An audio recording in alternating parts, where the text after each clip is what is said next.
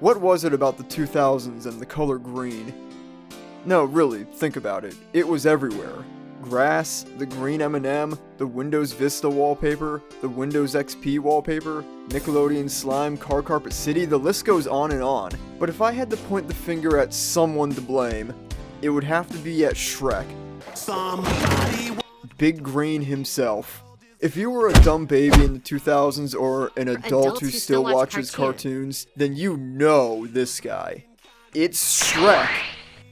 It would be demeaning and insulting of me to even act like I need to explain what Shrek is. Why the hell would you even be here if you didn't know who Shrek was? Originally based on a 1990s children's book by William Steig, Shrek would go on to be the atomic bomb of the children's film industry. And not bomb as in it did badly at the box office, but bomb as in it left a massive impact and kinda destroyed Western animation for nearly 20 plus years. Much in the same way an entirely different Mike Myers parody franchise, Austin Powers, lampooned James Bond so badly they needed to fundamentally change their entire approach to making them. Shrek ruined children's films from 2001 through to the foreseeable future in many ways.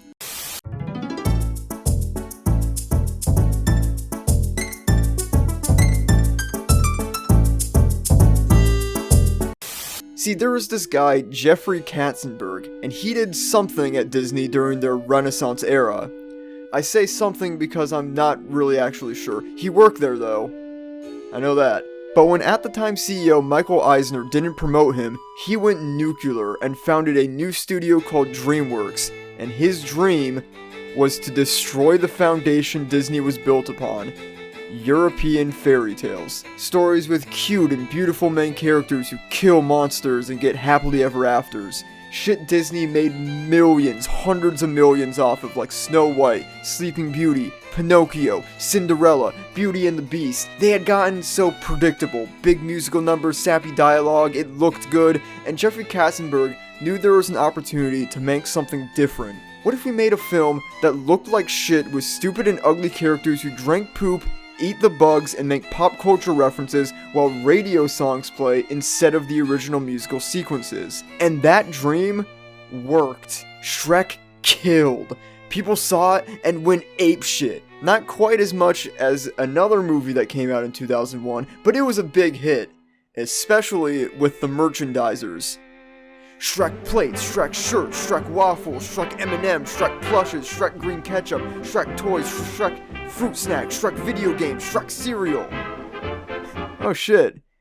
I actually remember eating this. I remember this box. I had this cereal. Wow. So this is what nostalgia feels like.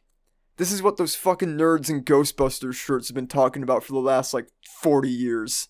But all that shit I talked about, that's long over. Shrek came out over 20 years ago, and his last mainline sequel was over 12 years ago. These days, it's 2023, the world don't make much sense to me anymore, and the sun rises and sets, but buddy, it don't shed no light on anything I see.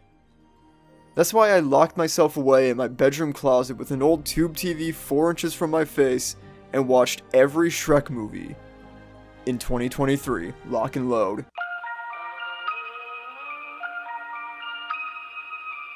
Shrek is a conundrum of a film. It is both a scathing criticism and parody of fairy tale and Disney tropes, but it's also a fantastic one on its own. It's loaded with craps and farts on the surface, but holds a deep, emotional core. Shrek is all about this green asshole ogre who lives in the middle of nowhere. Specifically, in a swamp. He's been absolutely subjugated from society and is in fact often the would-be victim of, albeit poor, attempts on his life for seemingly no reason. Everyone in this world kinda just hates this guy, but he seems chill with it. He's got his land, a recliner, this log full of shit, this bucket full of shit, and I say for seemingly no reason he's ostracized, but this jar full of eyes does beg the question of where exactly he got these and whose eyes these are. That and some scenes in the fourth movie that kind of retroactively suggest that he really did terrorize and lay siege to the villages before the events of this first movie, but also the scene where he brushes his teeth always pissed me off. That's a bone. Nothing is even being brushed. Fuck you. Most of the time when people on the edges of society live alone in the middle of nowhere, they start getting some crazy ideas about industrial society and how to exploit the US post office for terrorism. But as far as we know, Shrek is and always has been a good guy who is just a victim of discrimination and stereotyping for being an ogre. Everyone believes he's going to decapitate an entire village and put their heads on a pike. Unfortunately for Shrek, Lord Farquaad, a caricature of Michael Eisner, has been offering up bounties for fairy tale creatures in an effort to cleanse his kingdom of disorder. A subtle reference to Disney being evil or something. It's like he took all the fairy tales and did something with them. Just like Disney did! And look at his kingdom! Looks like Disney World! Get they asses, Jeff! Don't let anyone see that picture of you next to Michael Eisner and you're, like, hilariously shorter than him. I know it seems par for the course these days to rip on Disney and point out how generic their films are and how they filmed Mulan next to concentration camps, but back in 2001, this was the craziest thing anyone would see for at least a few more months. To many people, in the same way every video game was a Nintendo, every cartoon was a Disney, so to see something take all these classic tropes they've been seeing since the 1930s and flip them on their head saying, "Shut up, stop singing, the handsome hero is now a fat ogre who rips rats apart with his giant hands and his trusty steed is an annoying donkey, and the princess's curse doesn't get reversed in the way you've been programmed to think it will," but wait, fuck, I got ahead of myself. So Shrek meets a talking donkey named Donkey. And the Oscar goes to Shrek. And we get this really nice moment where Shrek accidentally lets his mask of being a dangerous monster fall for a second. I'm an ogre! You know, grab your torch and pitchforks. Doesn't that bother you? Nope. Really? Really. Oh. Man, I like you. What's your name? Shrek. Donkey and Shrek's friendship comes off as pretty one-sided initially. Most of their interactions are Shrek yelling at him to shut the fuck up, and Donkey just talking and talking, but it's that constant talking that kind of forces Shrek to respond and have to engage with someone else, to see his own qualities reflected in someone else and accept them, and therefore himself. Someone who's willing to listen and challenge him on why he is the way he is. Essentially, they're both people who have never had friends before, one over-enthusiastic about the prospect, and the other... Well, you're probably expecting me to say he's not very open to it, but Shrek actually very clearly is, despite his demeanor. There's so many scenes where he and Donkey are making jokes with each other, or he's just sharing ogre lore with him.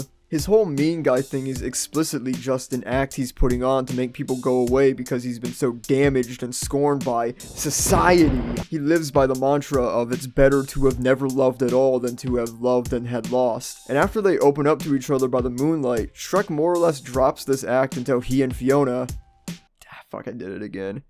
Shit. I mean, do you really need me to go beat for beat over the plot? It's Shrek. You've seen Shrek. You know what it's about. Green asshole saves a princess who also turns green sometimes to save his swamp from this short asshole who wants to marry the princess, but the green asshole and the girl who is sometimes green fall in love because she also likes to eat rats. Fiona is like the weirdest character in this franchise. Like, I swear to God. Like, think about how weird Fiona is. It's a little unclear exactly how long she was locked in the tower. Sometimes it said she's been cursed since birth, but other scenes in future movies imply that as a child she didn't understand why she couldn't go out at night. But the point is, it makes sense that Shrek is used to smelling like shit, drinking shit, and eating rats and bugs because he's an ogre, and that's kind of just what he has to do because he can't really go anywhere else. But Fiona is at least like half human, 1/4 frog, 1/4 ogre. It just makes me wonder what she was doing in that tower for all those years. Did she get food delivered, or was she also, like, reduced to eating vermin and ants off, like, the dirty floor? Could she bathe? Did she have a bathroom? Did this place have any running water? Or was she really just, like, also a stinky, dirty maniac, shitting and pissing in the corner of her bedroom and indulging on nature's hot pockets? It's a wonder she's not either dead or just completely mentally broken and feral. At least Shrek, for like all his crippling loneliness and strange behavior, had the majesty of nature to keep him sane and distracted. Shrek is honestly probably a lot cleaner and more socially well-adjusted than her. I mean, maybe I'm just thinking too hard, but it seems pretty evident to me that Fiona was gonna let Shrek hit in her human form, and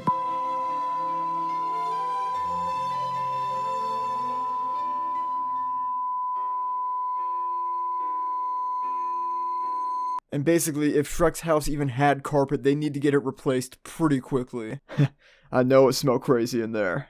This first Shrek movie really stands out amongst the rest. It contains very little world building and lore, and the only significance it has in the overarching story is Fiona's rescue and Shrek and Donkey's friendship. As far as Farquaad and Duloc go, we never really see them again besides a Halloween special and, whatever this is, and their exact role in the Shrek world is kind of fuzzy. In this first movie, they seem to be the dominant government with a pretty far reach, but then the lack of any major impact from the collapse of Duloc makes it seem like it was just erased from history and not actually all that important. The rest of the movies paint Far, Far Away as if it's the cultural nexus of the entire Shrek world, and that makes the absence of it in the first movie very noticeable. Obviously, that's because it didn't exist yet, but still, it makes this first movie feel very segmented. But yeah, I don't really have that much else to say about Shrek. Actually, yes I do. Why is Shrek just wearing his normal outfit to his own wedding? Like, what the fuck? Fiona got dressed up. I think it's a pretty funny and soulful film with a good message about being yourself. Like, yeah, sure, if I had a nickel for every time the message of a children's animated film was be yourself, I'd have, like, $1.60, which isn't a lot, but nickels are only worth 5 cents, so you do the math, Einstein. But I think this film struck such a chord with audiences because they could pretty easily see themselves in the characters, which they couldn't exactly do with most of these Disney films with their beautiful heroes and ugly villains. Most people don't have a chiseled jawline and luscious hair. I do, but most people are big, stupid, and smell like cat piss, but that doesn't mean they don't still deserve a happily ever after with each other. Also, Shrek's foot clips to this piece of paper in the beginning. Have fun never being able to not see that again.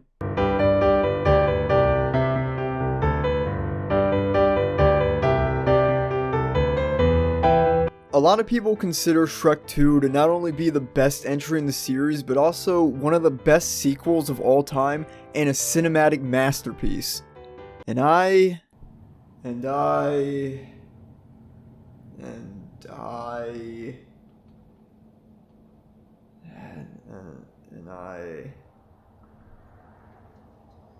Look, I like Shrek 2. It's not my favorite one though. Hear me out, please. Shrek 2 is bigger, it's funnier, it's more complicated, and I think it was my favorite one as a little baby, but now, as a 46-year-old man, it feels kind of redundant and not that necessary on a story level. The moral of this movie is also be yourself, $1.65, but it also isn't that high stakes. But let's rewind a bit. Shrek 2 picks up right after the first one, like, right after. Shrek and Fiona just returned back to their swamp after their honeymoon, only to be summoned by Fiona's parents to return back to her homeland of Far, Far Away to meet the parents. You know, there's one thing I want to do. I want to meet the parents. But of course, things don't go too smoothly because it ain't easy being green. Also because the entire world is racist against ogres. Ogre already started to feel like a slur in the first movie, but characters in this movie throw some stink on it. Now personally, I try to shy away from trying to link fantasy races to real life races and racial stereotypes, and I'm not going to start doing that here, don't worry. The Dutch are safe. For now. No, this isn't the part of the video where I explain why Pinocchio is Latino coded in this movie, but I do think the ogre-human race relations are something to talk about in this film. The first one obviously was about how the world treats Shrek because of what he was born as, but the second film builds on that concept by exploring how that affects Fiona now that she's a full-time ogre. In the beginning of Too Fast, Too Donkey, Shrek is extremely opposed to going to Far, Far Away to meet Fiona's parents. Donkey and Fiona try to make Shrek out to seem unreasonable and grumpy for no other reason than he's a big, stupid asshole. But in my opinion, that apprehension is super understandable. Shrek has spent his entire life being quite literally hunted and discriminated against just for the way he was born, and the unfortunate reality is, Fiona has the same target on her head now. Shrek knows better than anyone that now her life is going to be much harder. People will want her head, they'll grab their pitchforks and torches for her too now. And obviously, her family isn't going to accept her, or Shrek, and he's right, they don't.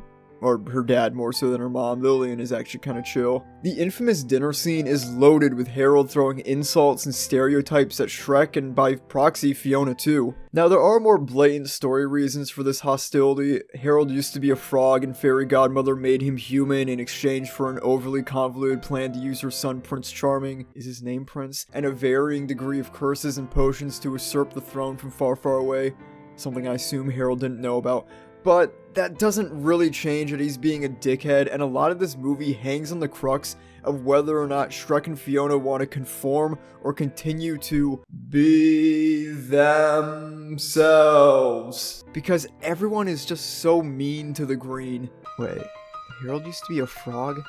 Why would a frog hate ogres so much? Oh my god! That was probably Fiona's uncle!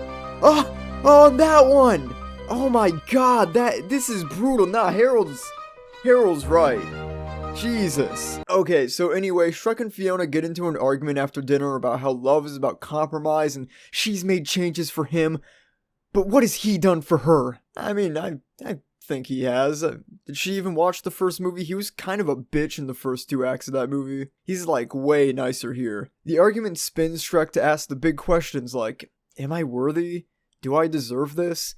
Does Fiona really want to be with me, or am I just fucking her life up? All valid questions considering it might only be like, at most 3 weeks since the first movie. No, seriously. Unless they dated for a while between Farquaad's death and their wedding, and assuming their honeymoon was only like 2 weeks, they've quite possibly not even known each other for more than 1 month by the time this movie begins. The best piece of evidence that a more significant amount of time has passed between films is the Dronkies. And then there's Shrek and Fiona's friendship with Gingy, Pinocchio, the 3 pigs, the wolf, and the mice, as they had no relationship with any of them in the first movie, but are now treated like they're the gang. But like, I don't think they would have had to have dated for a while before getting married, since she had a curse that could only be broken by true love's first kiss, and Shrek broke it, meaning he is her true love. You don't really need to do a dating stage when you have borderline divine confirmation that you're soulmates. Which reminds me, Shrek and Fiona already know that they love each other. Shrek's character arc in the first film was learning that he's not a monster and breaking his walls down to let love in. Society had convinced him he was worthless and undeserving, but he found people who showed him otherwise. This movie is just new people telling him that he's undeserving, and for some reason he kinda just reverts back to believing it's true. Now obviously after reading her diary and having that crisis, he could have just talked to her, but then there wouldn't be a movie, but there's just something so irritating to me about the whole, if these two characters would just have a conversation there would be no issues type of plot lines. The first one did it too, but at least that was just for like 10 minutes, and that was still interesting because you wanted to see them each not slink back into the role society had cast them into. You don't want to see Shrek go back to being alone, and you don't want to see Fiona be a typical princess. The second movie wants to be about Shrek being scared of losing her, but that fear isn't really present for the audience, since we in our omnipresence, other scenes in the movie, know that Fiona was annoyed with him after dinner but still loves him. She's not at all doubting her devotion to this guy she met 3 weeks ago who eats bug on a bun with green ketchup. Watch this. Bug on a bun. There's all this magical fuckery with potions that turn Shrek, Donkey, and Fiona into humans and a horse, and Dragon probably turned into a phoenix off screen or something, which Fairy Godmother uses to try and trick Fiona into thinking Prince Charming is Shrek, but Fiona immediately knows this isn't her husband, so there's not really any tension or drama here. I mean, she met Horse Donkey just before meeting Shrek Charming, and he had the same Eddie Murphy voice, and now she's supposed to believe her husband is now Rupert Everett instead of Mike Myers. She doesn't totally understand what's going on, but she knows it's not Shrek in there. Harold does get a love potion to try and, brainwash Fiona into falling in love with the next person she kisses, but he's very reluctant to do it in the scene he requires it, and if you pay attention to both the placement of the teacups and Harold's characterization, it's very easy to figure out that he did not give it to her, making the iconic I need a hero siege not really feel that important, especially because Fiona actively doesn't want to kiss Shrek Charming because he's acting weird. Now there is the race against the clock because if Shrek and Fiona kiss as humans by midnight, they'll stay that way, and Shrek wants her to finally have the choice to be with a handsome human man and also be a beautiful human instead of living these much harder lives as green guys. But otherwise, I don't really feel like the fairy godmother's plot is much of a threat at all to the kingdom, their love, or anything. It's overly complicated, relies on a lot of contrivances and coincidences, and it never really feels like something that is realistically going to happen. And not even just because it's a kid's movie. Like, Fiona marrying Farquaad at the end of the first movie very realistically could have happened, and she would just live a depressing life.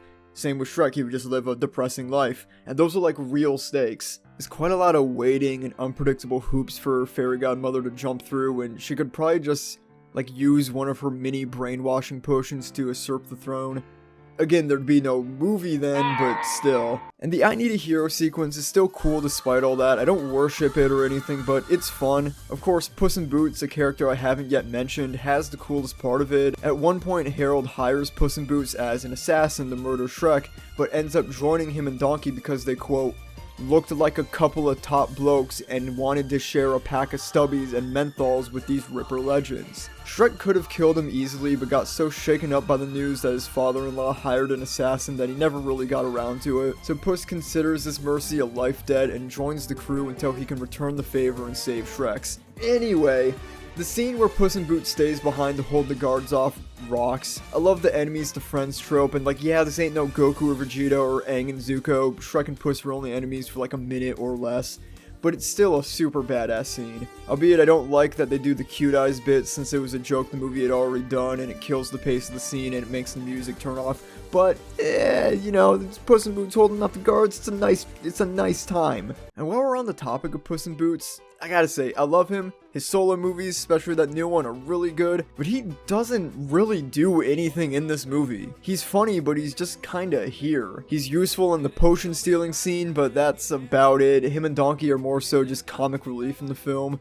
Puss doesn't have the same level of importance to Shrek 2 as, say, Donkey had to Shrek 1. Puss is just a funny little guy who's along for the ride. And Donkey also doesn't have that much of a role in this movie either compared to the first. There's not really that Shrek and Donkey epic adventure, character-changing dynamic here. You ever notice how Shrek's two best friends are named Donkey and Puss? Think about that for a second. Donkey, otherwise known as an ass. So you could hypothetically say Shrek's two best friends are... Overall, Shrek 2 isn't my favorite Shrek movie, and I don't quite think it's a cinematic masterpiece, but like there's deep things to like sink your fingers into. I'm not saying like there's nothing here, it doesn't quite work enough for me to be a cinematic masterpiece or even a best sequel of all time, but like, it's the funniest Shrek. I'll tell you that. It's the funniest Shrek movie. Hey, why the long face? The Cops Knights parody is hilarious. I love Puss in Boots getting arrested for having catnip on him. I love the grinding pepper in their eyes and the O.J. Simpson white Bronco reference. We got a white Bronco heading east into the forest, requesting backup. Like, don't mistake all my bitching about the plot minutiae. I still like this one. I think so far, Shrek 1 had the best mix of heart and funny, while Shrek 2 was funnier, but didn't really work as well for me on a narrative level. It's like Harley Quinn says. And then you described the entire plot of Shrek 2 to me because you couldn't believe I hadn't seen it. It's not as good as the first one, but it's more fun. It would be absurd of me to suggest that Shrefilla's video, Why Shrek 2 is the perfect sequel and its consequences have been a disaster for humanity. But I am saying, if you've watched that video, or even this one, more recently than you've watched the movie itself, maybe go watch the movie itself again before you make any attempts on my life. Thank you, good night.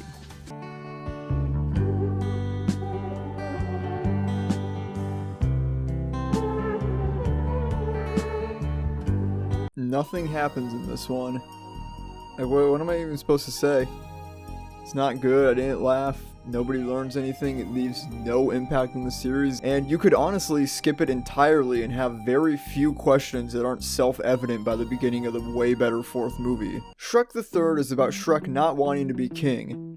DreamWorks once again taking a stab at Disney, I see.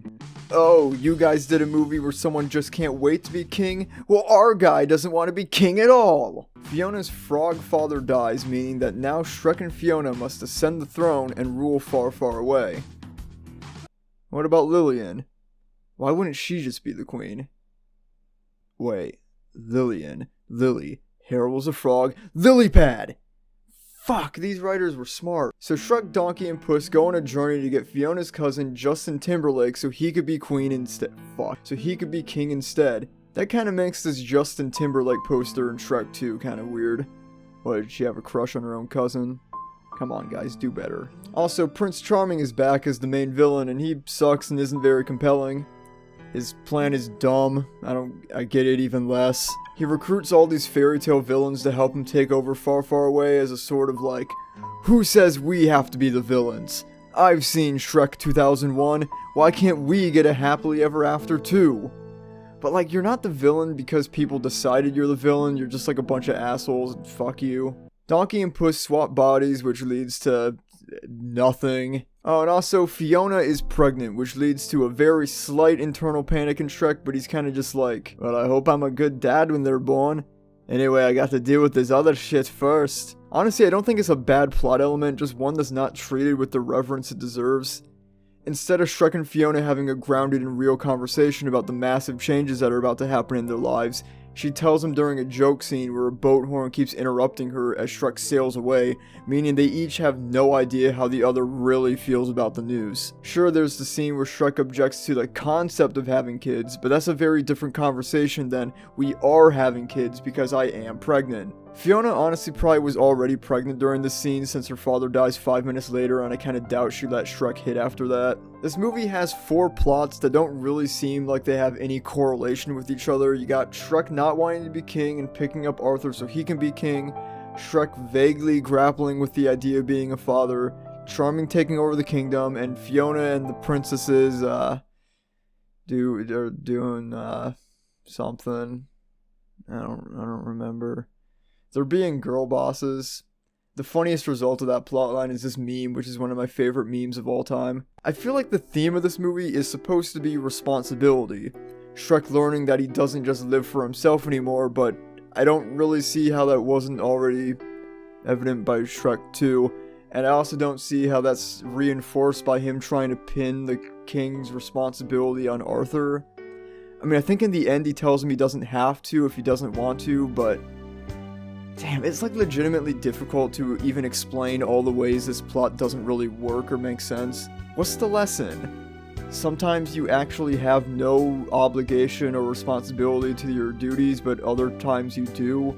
Was Shrek wrong to not want to be king? Was he wrong to make Arthur do it? And how is that reinforced by Charming taking over by force? You know, the other villains, Farquaad and Fairy Godmother, at least make sense thematically. Farquaad let his insecurities define him and corrupt him, which is what Shrek needed to not do. And Fairy Godmother was the personification of societal expectations and standards, outside forces trying to tear Shrek and Fiona apart. But Charming is just, like, stupid and annoying. Is it trying to say something about entitlement? Charming was promised he'd be king someday, so he's going to take it by force, but that's worse than some bitch-ass kid who's blood related to the king. Or queen. He's blonde, so probably the queen. Why is Lillian not just the queen? Why does she not take over? In the Frog Prince story, which these movies imply Harold is the Frog Prince, the frog was just a guy who turned into a frog and then married a princess following his transformation back into a guy.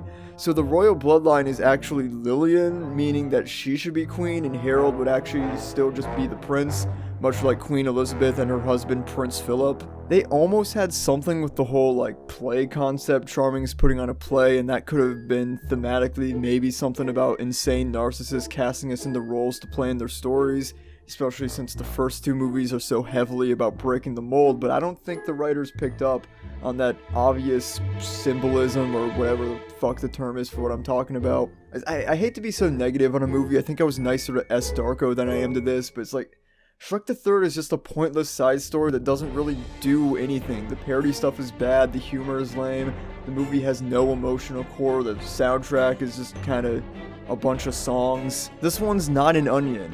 It has no layers, just a papery, flaky outside that resembles an onion. For as much as I complained that Shrek 2 felt way too low stakes, Shrek 3 is on a whole other level. Prince Charming captures Shrek to execute him on stage, and Shrek is just roasting him, which, credit where credit is due, that is funny, but it's funny at the wrong time. Shrek is about to be killed. He spent the last 2 movies fighting for his wife and friends, and now with possibly his last few moments, he's just getting a few more riffs in. And that's what I'm talking about. It's the main character isn't even taking this seriously, so why should I? It's like even he knows that the main villain is just some bitchless metrosexual with no power, 0 bands, and no respect on his name. And why is Justin Timberlake bullied in this movie? Why does everyone hate him? He seems like an entirely normal and conventionally attractive young man. It's obvious they're trying to make some sort of character for Shrek to be a pseudo father figure for a social outcast for Shrek to talk to and be like, oh yeah, like in Shrek 2001. But the thing is, there's no apparent reason why Arthur would be the enemy of the state, unlike Shrek who smelled like piss and ripped hamsters open with his fingernails. Like, why wasn't Arthur like a jock in a school full of nerds, or a nerd in a school full of jocks? Or, you know, just something like obvious that sets him apart and makes him like clearly different. Something to make the 7-year-old audience and the 38-year-old audience understand that this guy is an outsider, besides the fact that everyone just has a death wish for him at his school. Like, seriously, what did he do? Did they catch him beating off in math class, or beating off in English class, or beating off in automotive class, or beating off in science class, or beating off in personal finance, or beating off in health class, beating off in the cafeteria, beating off in homeroom, beating off in study hall, beating off in the bathroom? Anyway, Arthur becomes king. There's a part where a Cyclops has a daughter, and he's like, oh, I love my daughter, and Shrek's like, oh, right, like in Shrek the Third. Prince Superintendent Charming gives Buster Keaton, and Shrek and Fiona finally, for what I personally think might be literally the first time since the opening of Shrek 2, return to their swamp and have kids. Okay, I'm done talking about this one. One love, one heart, let's get together and feel. Yeah, I said it! What are you gonna do about it, pussy? I really like this one. I haven't mentioned this up until now, but I actually watched every Shrek movie in one single sitting. So when I watched this one, I was like 4 to 5 hours into my Shrek marathon. I was borderline ogre dosing here. And after Shrek 3, I had no idea what to expect going in before. I'd only seen this movie one time prior, and it was when I was an edgy 10-year-old, so I had no nostalgic connection to this one whatsoever. It blew me away. Shrek 4 is dark, it's serious, it's by miles the most emotionally mature entry in the main Shrek series, and it's such a perfect conclusion, god fucking damn it. Shrek Forever After sees a midlife crisis Shrek struggling to adapt to his new life as an accepted and welcomed member of society.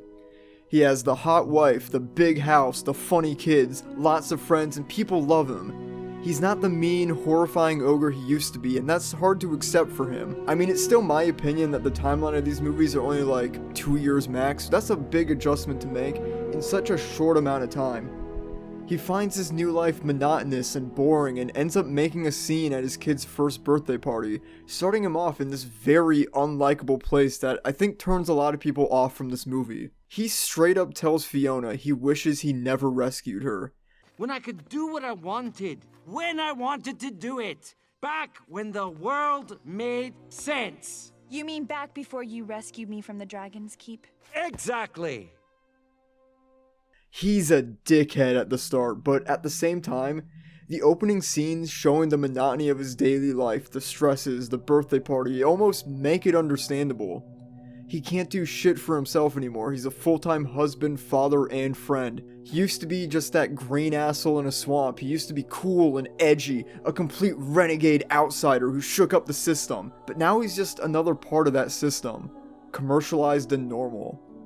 Kind of like the movies themselves. You know, he used to be Jackass, but now he's the Steve-O podcast. Wanting for just one more day of getting to be his classic ogre self again before the kids, before Fiona, and before Donkey, back when he could fuck up a village and Oh yeah, this is what I meant about the fourth movie retroactively muddying the whole people judge me before they even know me message of the first movie. Like, if this is what Shrek was doing, the angry mobs were justified. He signs a contract with Rumpelstiltskin to trade in a random day of his life, and of course, because Rumpelstiltskin is a piss-drinking rapscallion, he takes the day Shrek was born, thrusting him into this alternate hellish reality where Donkey is a slave, Puss is fat. No, not that Puss. Puss the cat. You fucking people. And Fiona, having never been rescued, is now the emotionally withdrawn leader of a sect of ogres trying to evade King Rumple Hard-Name Dispel's ogre genocide and assassinate him. It's a crazy-ass movie. And if he can't make Fiona fall in love with him by the end of the day, he will die. Which basically means everyone will die. Because that timeline will be totally erased. The main Shrek timeline is gonna be erased. Essentially, Shrek can undo the alternate reality by, of course, True Love's kiss, but he doesn't know anyone in this world. Donkey and Puss aren't his friends, Fiona isn't his wife, and kinda doesn't even like him since he's just this manlit ogre simp who showed up a few hours prior. You're probably wondering, why is Rumple the king now? Because he chugs piss by the gallon, and Shrek, having never been born and rescuing Fiona, allowed her parents to sign a contract they were going to sign to free her from her curse, but since he's a peace slurper, the wording of it actually just meant he would make all the problems disappear, and thus they died on the spot. I actually do love him though, he is by far the best villain in the Shrek series. Farquaad is a classic of course, and Fairy Godmother is fun, but they ain't got shit on Rumple. Rumple is a fucking demon. He murders his own boardroom for no reason. He's the first Shrek villain who really feels like a genuine threat. A dangerous being who needs to be sniped. Quickly. He needs to be quickscoped. When he captures Shrek and Fiona, he doesn't just imprison them, he chains them up in a way where they can't approach each other without restraining the other.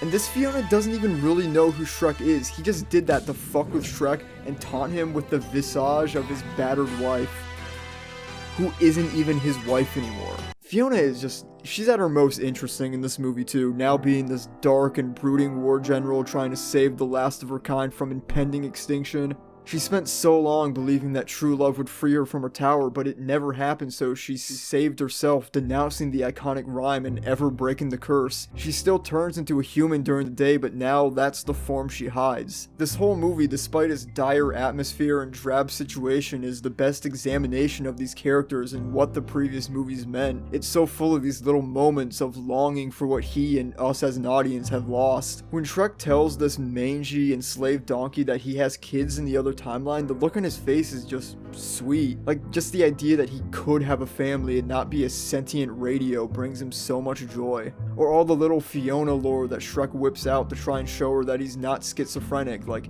that she's always been scared of waking up back in the tower or wanting a daughter named Felicia. It fleshes these characters out and makes them feel real and makes us long for what's been lost. This is the only movie where Shrek cries, the only one to truly show us how much he actually cares about how much his life has changed and how much his friends and family mean to him. It's made even more impactful by the ungratefulness in the beginning, a classic don't know what you got till it's gone. But at a certain point, Shrek gives up on making her fall in love with him again, because they do kiss and nothing happens. She doesn't love him, this isn't Fiona, and he realizes he really might never see his family and friends again, so he decides that before he dies, he's gonna sacrifice himself to overthrow Rumple to leave a better world for these new versions of his friends and family. Because in his timeline, they all gave him a better world, which leads into the best ending of any of these movies, by a long shot. I almost don't even want to spoil it. I will though. During their argument, Fiona tells him he has everything. 3 beautiful children, a wife who loves him, and friends who adore him. He didn't appreciate it then, but now, in his final moments, Alt-Universe Fiona asks if there's anything she can do for him. He says, "You've already given me everything. A home, a family, and the best part of my day was getting to fall in love with you all over again." But Shrek 2 did have the giant gingerbread man, so I guess this one is pretty much garbage. Of course, he does return to his timeline, the final kiss works, and that world is ripped to shreds and all its inhabitants presumably either died on the spot or later that night all of our versions of them had a Donnie Darko Mad World style reflection where they felt the revelations of the Tangent Universe or something. Shrek now has a chance to not blow up at the birthday party and says the greatest line in the entire series. I always thought that I rescued you from the Dragon's Keep. You did. No. It was you that rescued me. Fucking 10 out of 10. Are you serious? Are you serious right now? That's some hardcore shit right there. That's what it's all been leading up to, and it is brilliant. I genuinely have no complaints about this movie. I literally think it's perfect. It's not as good as Puss in Boots 2, but it's not that far off for me. Seriously, it's missing some key hallmarks of a Shrek film, like it's not full of pop culture references or that much crude humor or pop music in every scene, but I think it makes up for that by just taking Shrek seriously, taking this world seriously. Not treating the plot as an excuse to make jokes, but as an actual dire situation that I want to see them get out of. Because to some people, Shrek matters a whole goddamn lot too. You might have noticed earlier, I had this movie ranked above Shrek 2. I'm not going to apologize. Puss in Boots is a sort of origin story taking place before the events of Shrek 2, at least according to my roommate who told me that while he walked past the TV to grab his laundry and saw I was watching it.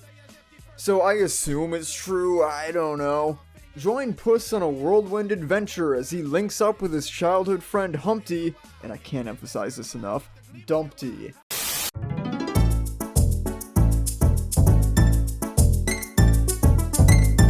To travel to the ruins of the giant's castle in the sky to steal golden eggs and get shot at by just regular straight up guns.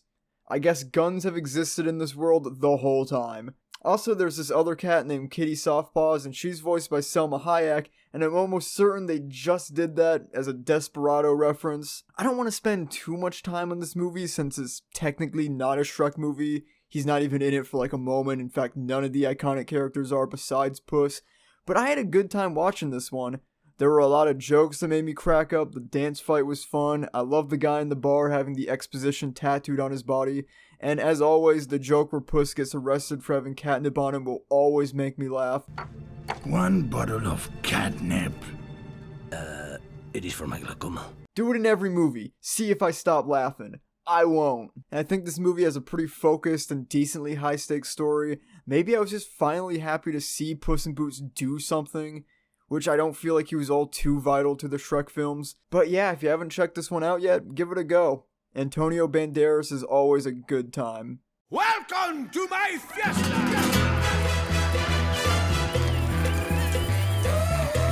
This is the best one. It seems kind of ass backwards to me to spend the least amount of time on the best movie in the entire extended series, and honestly the best movie DreamWorks has ever made, but please understand. I don't own this one on DVD, and I don't know if they still make DVDs. The Last Wish is insane. People often throw around phrases like, you didn't need to go that hard, or this has no right being this good, and I know what they mean. They're just trying to say this exceeded my expectations in a fun way, but I think this movie makes the best argument for why you need to always go 1000% on everything.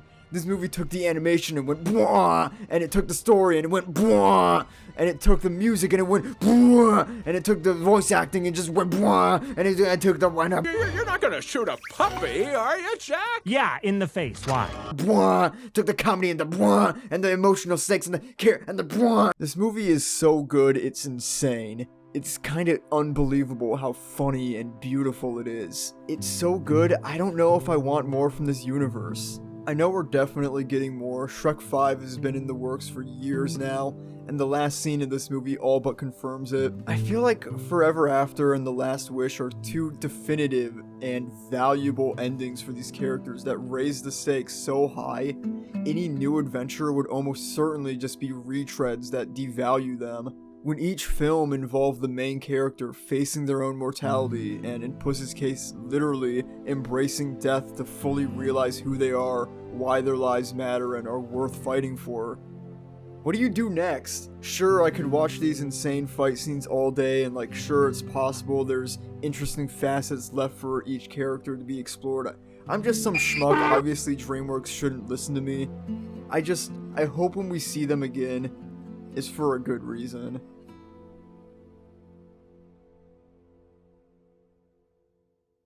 Why don't you watch a fucking feature film with Shrek in it, huh? Before you go around making... The Shrek franchise is a lot of things. It's not a perfect series by any means. I had my share of problems with most of them, but the highs are so damn high. I think the mark of a great piece of art is when something can mean so many different things to so many different people. To some, Shrek is all about self-actualization and acceptance. To others, it's a social satire, a parody of Disney, dumb bullshit, a political examination, sexual awakenings for some people, apparently. He roars a mighty roar as he fills my butt with his love. The fuck was going on in 2015? Personally, I think the point of the Shrek films is to just not be a dickhead. Don't be prejudiced, don't try to control people, just be chill, let people do as they please, mind your business, and get this green. Why is it my business if someone wants to drink shit and eat rats? That's fine, whatever. I'm sure he's a top bloke.